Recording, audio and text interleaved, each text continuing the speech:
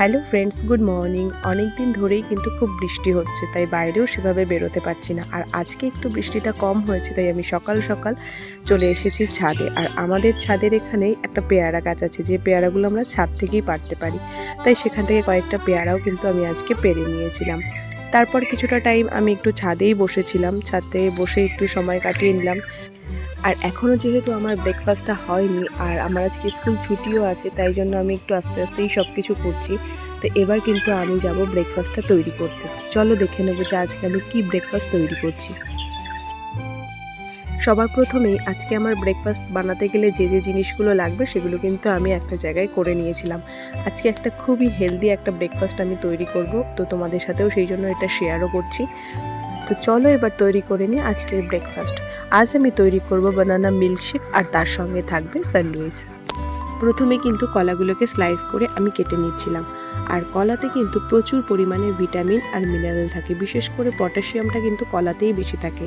আর পটাশিয়ামটা কিন্তু আমাদের শরীর সুস্থ রাখার জন্য অবশ্যই দরকার, তাই আমরা যদি প্রত্যেকদিন একটা করে কলা খাই সেটা কিন্তু আমাদের শরীরের জন্যই ভালো। তো এইভাবেই আমি কলাগুলোকে দিয়ে তার মধ্যে দুধ দিয়ে এবং তার মধ্যে ড্রাই ফ্রুটস, তোমরা চাইলে যে কোনো ড্রাই ফ্রুটস দিতে পারো। আমি কিন্তু এখানে আমন্ড, কাজু, পেস্তা দিয়েছিলাম এবং দিয়ে সেটাকে ভালো করে মিক্সিতে ব্লেন্ড করে নিয়েছিলাম। আর ভালোভাবে ব্লেন্ড করে নিলেই আমাদের তৈরি হয়ে যাবে বানানা মিল্কশেক। তো এভাবেই আমিও কিন্তু রেডি করে নিয়েছিলাম। আর তোমরাও কিন্তু চাইলে এটা বাড়িতে রেডি করে নিতে পারো। তোমরা দেখতেই পেলে যে খুব বেশি কিন্তু টাইম এটার জন্য লাগে না। তো বাচ্চাদের জন্য হোক বা নিজেদের জন্য অফিসে বেরোতে গেলে আমরা কয়েক মিনিট পার করে নিয়ে কিন্তু এটা তৈরি করে নিতে পারবো। আর এটা খেলে আমার মনে হয় না সকালে আর বেশি কিছুর দরকার হয়। এটা কিন্তু খুবই হেলদি একটা ব্রেকফাস্ট। আমি এটার মধ্যে একটু হানি অ্যাড করেছিলাম, তোমরা যদি এটা না চাও তো স্কিপ করে যেতে পারো, কারণ বানানার একটা নিজস্ব সুইটনেস থাকে, তো সেটাই তোমাদের এনাফ হতে পারে। আর যারা একটু মিষ্টি খেতে পছন্দ করো তারা হানি অ্যাড করে নিতে পারো। এবার আমি তৈরি করব স্যান্ডউইচ। সবার প্রথমে আমি প্যানে ব্রাউন ব্রেড দুটোকে একটু সেঁকে নিয়েছিলাম।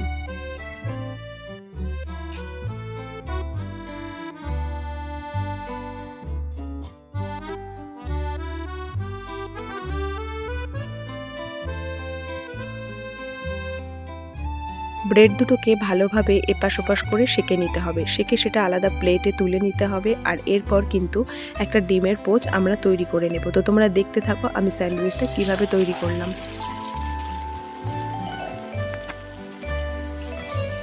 ডিমটা দেওয়ার পর আমি কিন্তু তার মধ্যে একটু গোলমরিচ আর একটু লবণ ছড়িয়ে দেব।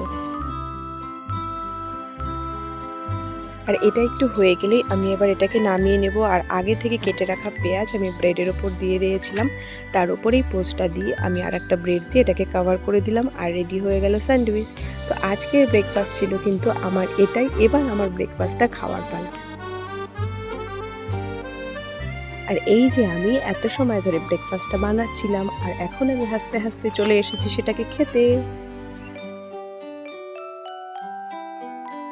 তো চলো এবার খেয়ে দেখি কেমন হয়েছে খেতে।